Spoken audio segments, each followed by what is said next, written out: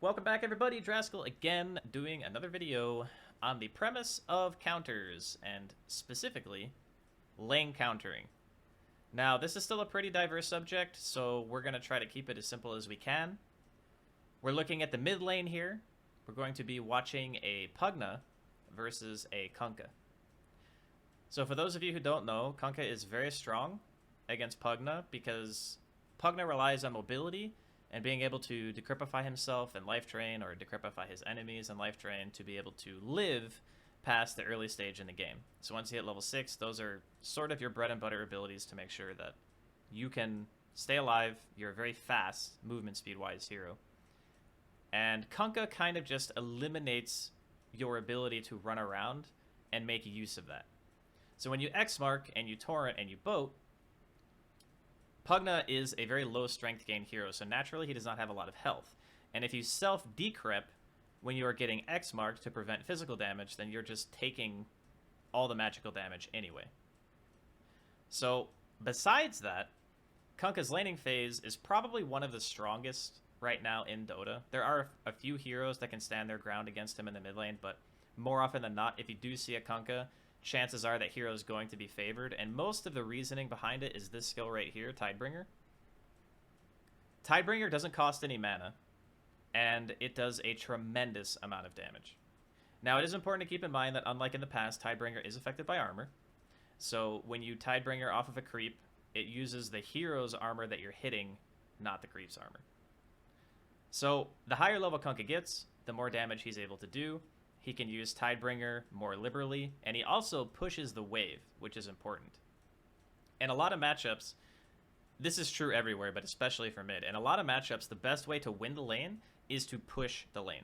Whenever you have creeps pushing into the tower, you're giving yourself an advantage by saying, if the enemy is to trade with you, you will have more creeps than him, so that guy will take damage. It also means that if there are runes spawning, you can go to runes. So Tidebringer passively pushes the wave. If you wanted to do that, you can secure range creeps with it. You also harass with it, which is the big thing. Against Pugna, who again, not a lot of HP, also not a lot of armor, more or less just relies on his ability to scoot around and decrep and just be annoying. Kunkka doesn't really care about any of that. So this is what we call a lane counter. It's even more a counter in this specific scenario because of his teammates. So when you see Mirana and you see PA, both of these heroes love having setup on their team, especially when it's in the form of a long-range ability that goes into a guaranteed stun. So if you X-mark and then you Torrent, and the guy gets hit by an arrow, that guy should pretty much be dead most of the time.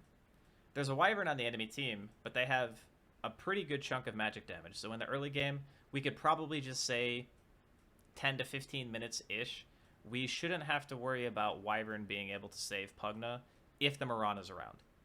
Especially if the Mirana has multiple points in a Starstorm. So when we're talking about lane counters, it's always important to keep in mind that your counter is only as good as how you play it.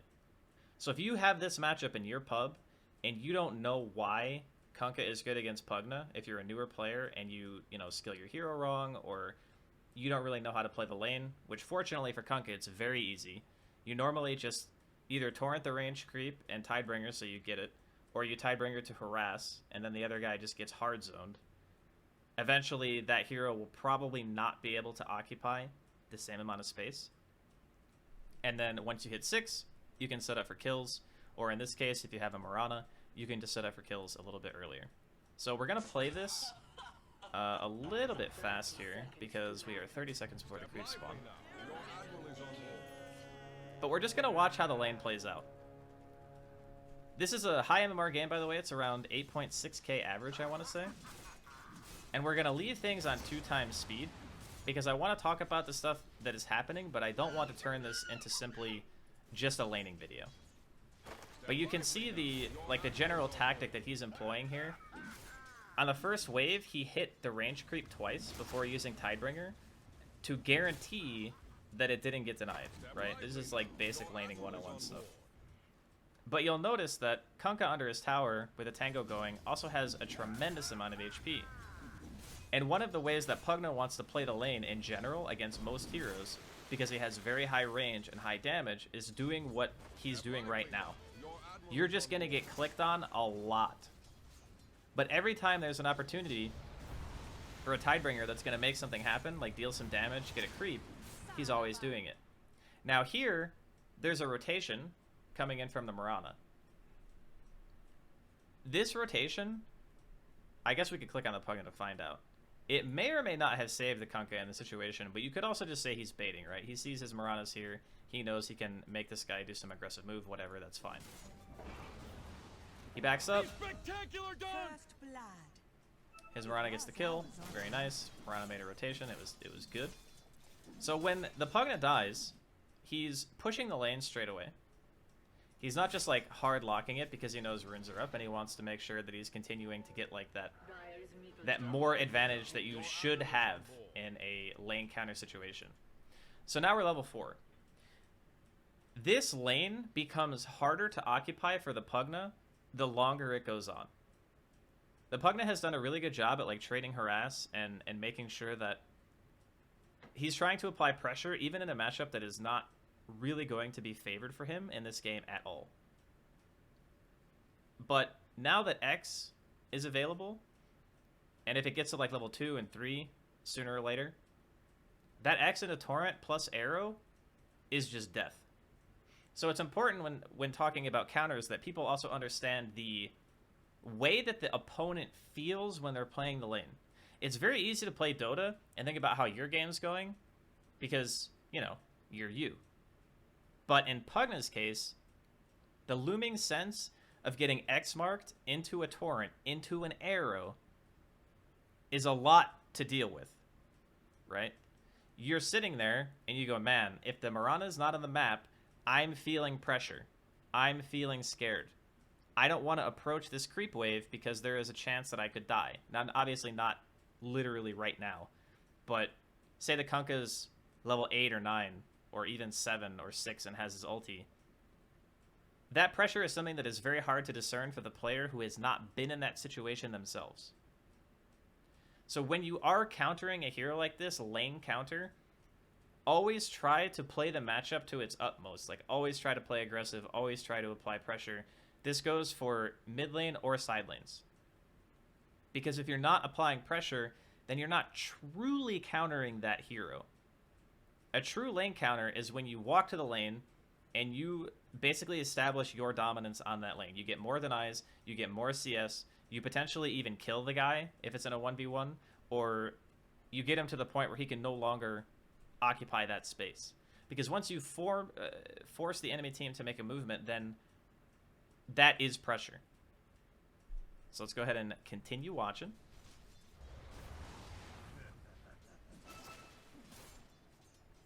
And again, every time the Kunkka has an opportunity, he's just going in for the Tidebringer.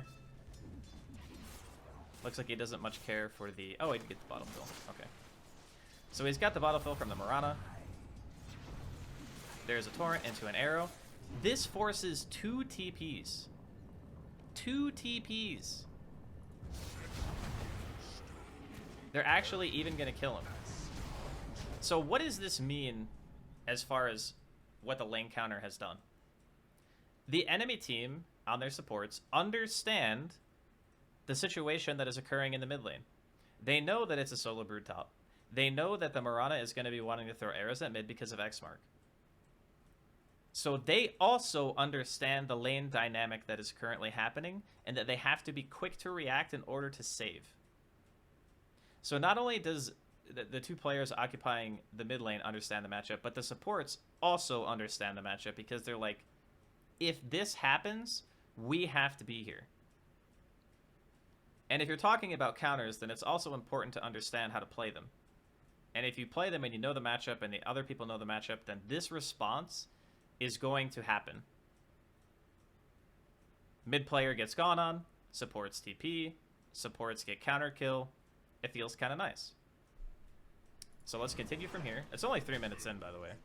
So having 2 supports TP away from their side lanes, you could even argue with killing the Kunkka that it may not change the overall way the lane is played. The Pugna actually has EXP advantage currently as well. Step lively now. Your admiral is So again, torrenting, gonna set up a Tidebringer for the range creep. He's actually baiting the Pugna here. There we go. Step lively now. Took him a little while, but he got it. So now, the Kunkka is going bracers. I don't want to go too much into itemization countering, but this is something that is specifically done because his hero needs to be able to occupy space well, and if the Wyvern and the ES are both going to TP off the drop like that, it's good for him to have a very large amount of HP. Because they can't just stop trying to go on the Pugna, right? You can't just assume that the opponent's going to make the exact same play every time, and continuing to apply that pressure and pull supports away from the side lanes also creates its own dynamic for your team to get ahead. So there's multiple ways of looking at it. You counter this guy in lane, but you're pulling both the 4 and the 5 to you when you make this move, even though it costs you your life. So, is it worth it for them? Maybe. I'd say if it wasn't a brood top, it would probably be very worth it. But it's a hard situation because the lane counter and the Mirana kind of sitting here and camping the mid lane for the Kunkka is creating so much pressure in the mid lane that the Wyvern and the ES feel forced to go there whenever there's a move that happens. And also probably because, to a lesser degree, the Wyvern doesn't feel like she can occupy top and really do much because it's a brood.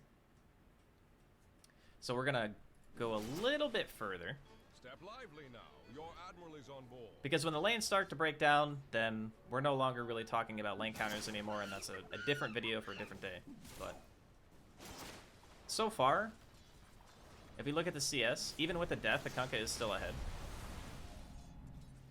Ahead on CS, at least. See the net worth? Yeah, he's a little bit ahead. Still behind in EXP, but that's mostly because of the kill.